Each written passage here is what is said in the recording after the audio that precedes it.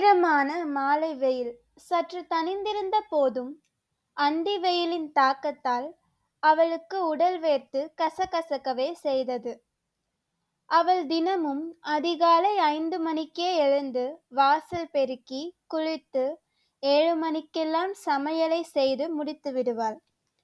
இடையே ஹோட்டலில் கேஷியர் வேலை பார்க்கும் கணவர், பள்ளியில் படிக்கும் மகள் இருவருக்கும் செய்ய வேண்டிய பணிகளையும் கவனித்து விடுவாள். அனைவருக்கும் தனித்தனியே மதிய உணவுக்கும் டிஃபன் பாக்ஸ் பேக் செய்து வைத்துவிட்டு அவசரமாக 2 வாய் சாப்பிட்டுவிட்டு 7:45க்கு அருகில் இருக்கும் பேருந்து நிறுத்தம் வந்து விடுவாள். அவள் வேலை செய்யும் கம்பெனியின் ஆம்னி வேன் அங்கே வரும். ஒரு சில சமயங்களில் அவள் வருவதற்குள் கம்பெனி வேன் போய்விடும். அப்புறம் அவள் 2 பஸ் மாறிதான் போக வேண்டும். அந்த சமயங்களில் அடித்து பிடித்து கூட்ட நெரிசலில் சிக்கி அவள் பயணிக்க வேண்டியிருக்கும். மாலையில் வேலை முடிய தாமதமானால் அவளால் கம்பெனி வேனுக்கு வர முடியாமல் போகும். அப்போதும் வெளியே வந்து அதே சிரமமான பேருந்து பயணம் செய்து வீட்டுக்கு வருவாள். பேருந்து நிறுத்தத்தில் இருந்து வீட்டிற்கு போகும் வழியில் வீட்டில் போய் செய்ய வேண்டிய வேலைகளை பற்றிதான் வழக்கமாக யோசிப்பாள். ஏதாவது கீரை, காய்கறி, மளிகை சாமான் என்று வாங்கி கொண்டு நடப்பாள். அன்றும் அவள் அதுபோல கூட்டம் நிறைந்த அந்த கடை வீதியையும் பலவிதமான மனிதர்களையும், குறிப்பாக வேலை முடித்து வீட்டுக்கு திரும்பி செல்கின்ற அவளை போன்ற பெண்களையும் வேடிக்கை பார்த்து கொண்டே நடந்தாள். பொதுவாக வேலைக்கு போகும் பெண்களுக்கு ஆடை அணிகிற விஷயத்தில் வீட்டில் இருப்பது போல சுதந்திரமாக விருப்பம் போல அணிவது கடினமே. 4 பேர் வேலை பார்க்கும் இடத்தில் நேர்த்தியாக உடுத்த வேணுமேனு இருக்கிறதிலேயே நல்ல புடவையை அல்லது சுடிதாரை உடுத்திக்கிட்டு போக வேண்டி இருக்கும். குறைந்தபட்சம் தலையை சீவி ஏதாவது ஒரு பூ அல்லது கிளிப் போட்டு முகத்தையும் சற்று ஒப்பனைப்படுத்தி சின்னதா ஸ்டிக்கர் பொட்டு அல்லது குங்குமம் வைத்து கொண்டு போகணும். அவளைப் போலவே இருப்பதை வைத்து எளிமையாக ஒப்பனை செய்து கொள்பவர்களும் இருக்கிறார்கள். மற்றபடி அழகு நிலையம் போய் ஒப்பனை செய்து கொள்கிறவர்களும் இருக்கிறார்கள்.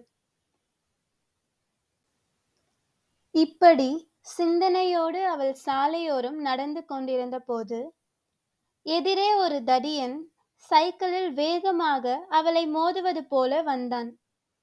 கடைசி நிமிடத்தில் அவனை கவனித்து சட்டென்று அவள் விலகி நின்றாள். ஆனால் அவனிடம் இருந்து விலகிய நேரத்தில் சற்று தடுமாறி பக்கவாட்டில் நடந்து வந்த ஒரு வயதான அம்மா மீது மோதிவிட்டாள். அவள் மோதிய வேகத்தில் அந்த அம்மாவும் விழப்போக அவள் சமாளித்து அவரை தாங்கி பிடித்து கொண்டாள். சாரிம்மா, கவனிக்கல. அந்த ஆள் என் மேல இடிக்கிற மாதிரி வந்தான். அதான் உங்க மேல நான் மோதிட்டேன், மன்னிச்சிடுங்க. பரவாயில்லம்மா, இந்த காலத்துல பொம்பளை பிள்ளைங்க பாதுகாப்பா வெளியே போயிட்டு வர்றது பெரிய விஷயமா இருக்கு. இந்த குடிகாரன் திருட்டு பசங்க கிட்ட சிக்காம வீடு போய் சேர வேண்டியிருக்கு. என்ன செய்யறது? அதற்குள் போதையில் தாறுமாறாக சைக்கிளை ஓட்டி கொண்டு வந்தவன் வேகமாக போய்விட்டான். அந்த அம்மா சொன்னது பற்றி அவளும் யோசித்தாள். ஆமாம், பெண்கள் பொது இடத்தில் நடந்து செல்லும் போது இது மாதிரி பல சோதனைகளை சந்திக்க வேண்டியிருக்கு. பெண்களை காட்சி பொருளாக அல்லது கவர்ச்சி பொருளாக மட்டுமே பார்க்கிற மனிதர்கள் அந்த பெண்களும் நம்மை போல உணர்வுகள் உள்ள ஜீவன் என்று நினைப்பதில்லை. அவர்கள் ரசிக்கின்ற அந்த பெண் அந்த நேரத்தில் சந்தோஷமான மனநிலையில் இருக்கிறாளா, மன வருத்தத்தில் இருக்கிறாளா, அல்லது மாதம் வருகின்ற வயிற்று வலி, உடல் வலியில் சிரமப்படுகிறாளா? இப்படி எதுவுமே தெரியாமல் அவரவர் மனதுக்கு தோணியபடி ஒரு பெண்ணின் வெளித்தோற்றத்தை மட்டும் வைத்து பார்க்கிறார்கள். அவள் காதுபட சிலர் பெண்களை வர்ணித்து பேசுவதை கேட்டிருக்கிறாள். அந்த வார்த்தைகளை கேட்க அவள் மனசுக்கு கஷ்டமாக இருக்கும். ஏன் இப்படி வக்கிரமாக சிந்திக்கிறார்கள் என்று கோபம் கூட வரும். என்ன செய்வது? இப்படியும் சில மனிதர்களின் பேச்சுக்களை, பார்வைகளை சகித்துக் கொண்டுதானே பெண்கள் தினமும் வேலைக்கு போய் வர வேண்டியிருக்கிறது.